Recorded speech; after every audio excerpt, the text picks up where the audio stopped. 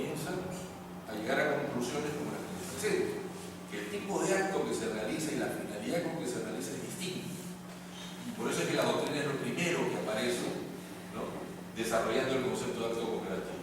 En Argentina lo mismo, Pastorino realza la diferencia que existe pues, en una relación comercial frente a una relación cooperativa.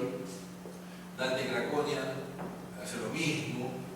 Y en el Perú, el doctor Torres y Torres Lara, ¿no?, desarrolla el concepto del acto cooperativo y dice, ¿no?, las cooperativas realizan actos cooperativos solo cuando practican operaciones con sus socios y siempre que dichos actos estén comprendidos dentro del objetivo institucional. En caso contrario, se trata de actos civiles, mercantiles o de otro tipo.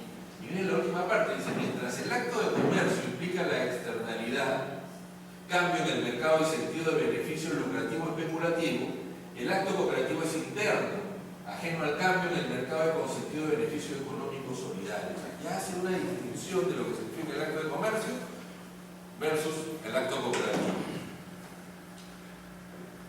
La doctrina genera, ¿no?, el pensamiento de los estudiosos genera que esto se vaya plasmando en la legislación, porque en sistemas jurídicos como el nuestro, la norma escrita es fundamental, ¿no?, es fuente de derecho, es fuente primaria del derecho. Entonces, estos pensamientos comienzan a plasmarse en la legislación y la legislación sirve de base pues, para el desarrollo del derecho nacional.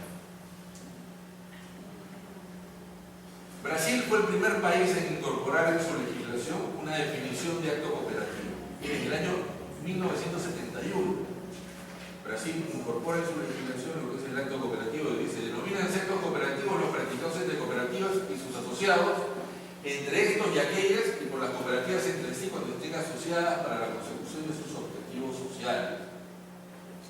Y dice: el acto cooperativo no implica operación de mercado ni contrato de compraventa de productos ni de mercadería.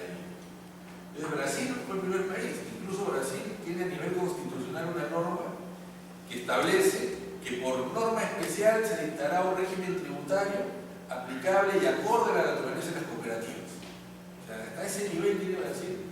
Declaró el tema cooperativo y fue pionero a nivel de una ley de cooperativas de tipificar el acto cooperativo. Y esto, les repito, es importantísimo tenerlo a nivel de ley, porque mientras en el Perú nosotros no teníamos esto a nivel de ley y lo discutíamos con la administración tributaria, creía la administración tributaria que estamos creando cualquier concepto para no pagar impuestos. ¿Dónde dice esto del acto cooperativo? Dice una ley, lo decían los funcionarios. Y no le podemos enseñar una ley, le podemos enseñar doctrina, le podemos enseñar leyes de otros países, siempre la ley peruana, porque aquí en el Perú no se aplica la ley brasileña, ¿no? Entonces, así es como va evolucionando, ¿no? Brasil, Argentina en el año 73, Honduras en el año 87, México en el año 94, Paraguay en el año 94, Uruguay en el año 2008, el proyecto de ley marco para América Latina trabajada por la Alianza Cooperativa Internacional Sección América, ¿no?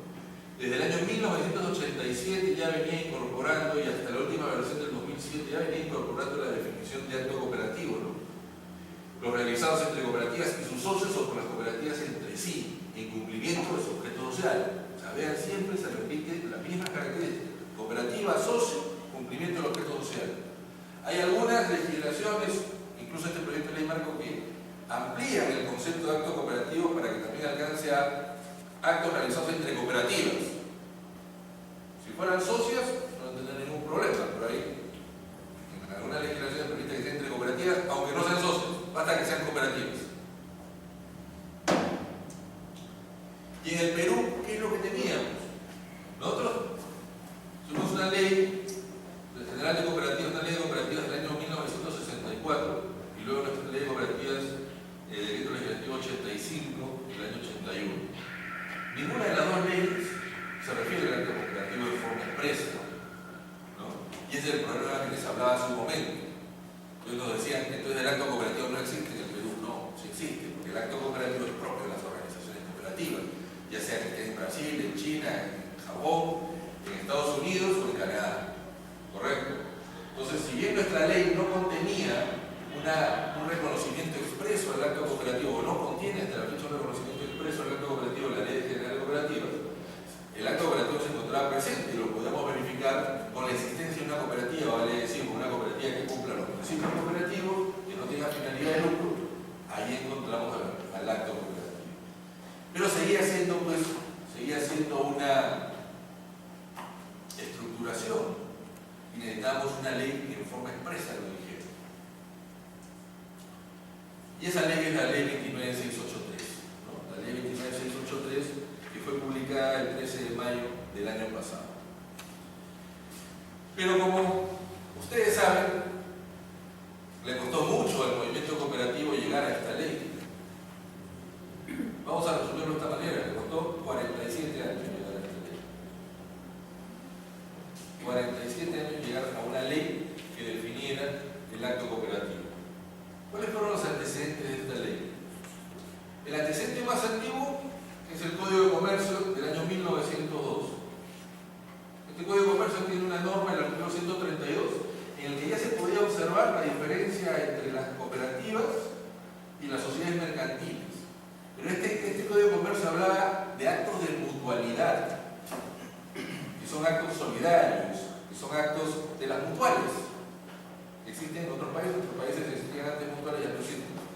Pero que tiene una base muy similar a las cooperativas, que ya se hablaba desde el año 1902 de los actos mutuales.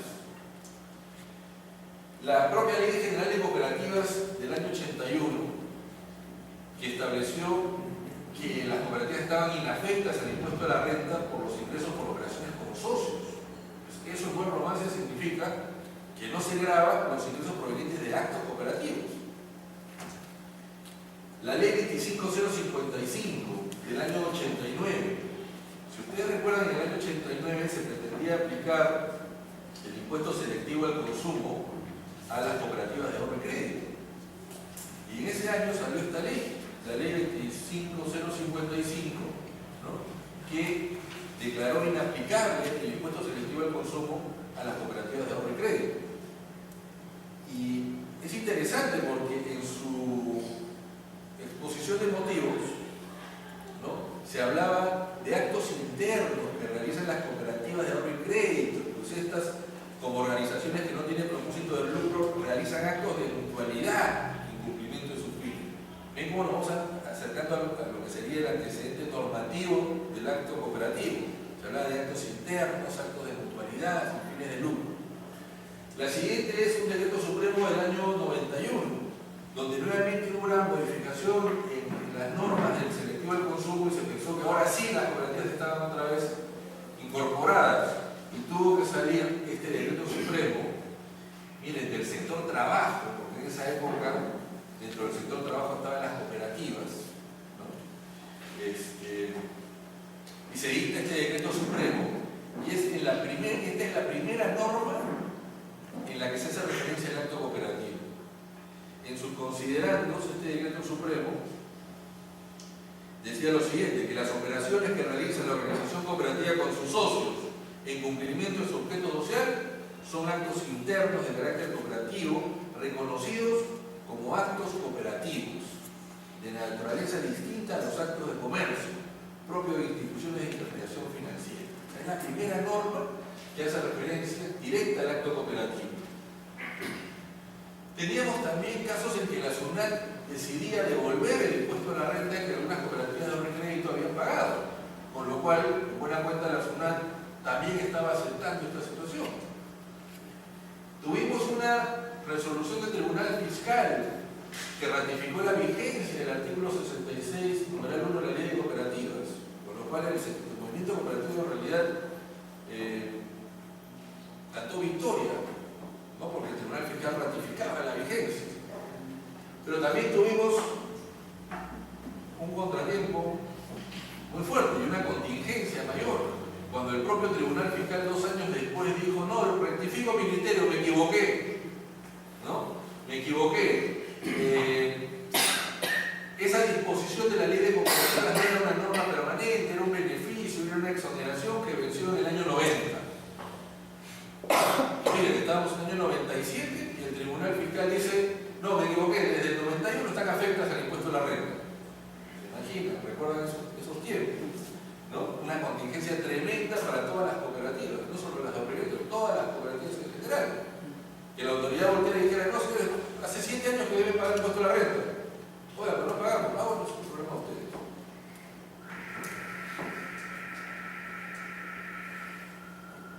Frente a ese panorama, que se creó una contingencia tremenda, se dictó una ley, la ley 27034, que modificó la ley del impuesto a la renta, ¿no?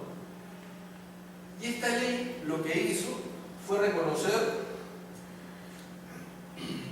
que el artículo 66, inciso 1, no había vencido en el año 90, como decía la SUNAT, pero sí le puso un fin a la inafectación de la ley de cooperativas.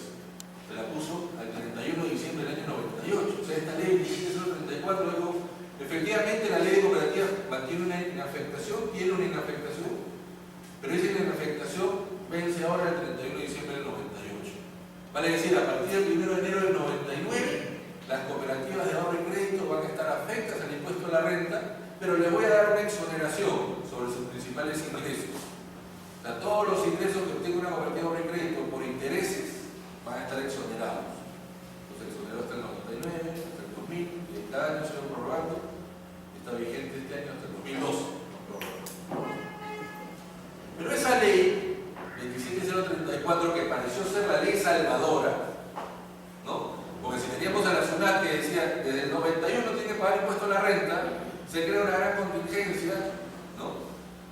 Y sale esta ley que dice no, recién a partir del 99 tienen que pagar, pero encima les doy una exoneración por lo cual no van a pagar. Esta ley que parecía salvadora no era tan salvadora, y en realidad lo que hizo fue crear una mayor inseguridad jurídica a nivel cooperativo. Acá podemos dividirlo en dos. Para las cooperativas de ahorro y crédito, definió cómo iba a ser su régimen. Porque esta norma salió con el nombre de cooperativa de ahorro y crédito. La ley dijo, ¿no? Para el artículo 66, inciso 1, se mantiene vigente hasta el 31 de diciembre del 98 para las cooperativas de ahorro y crédito. Entonces la cuestión es, ¿qué pasó con las demás cooperativas? Estaba claro que para las cooperativas de ahorro y crédito terminó el 31 de diciembre del 98 y a partir del 1 de enero del 99 debían pagar impuesto a la renta. Las cooperativas deben pagar los impuestos que por naturaleza les corresponden.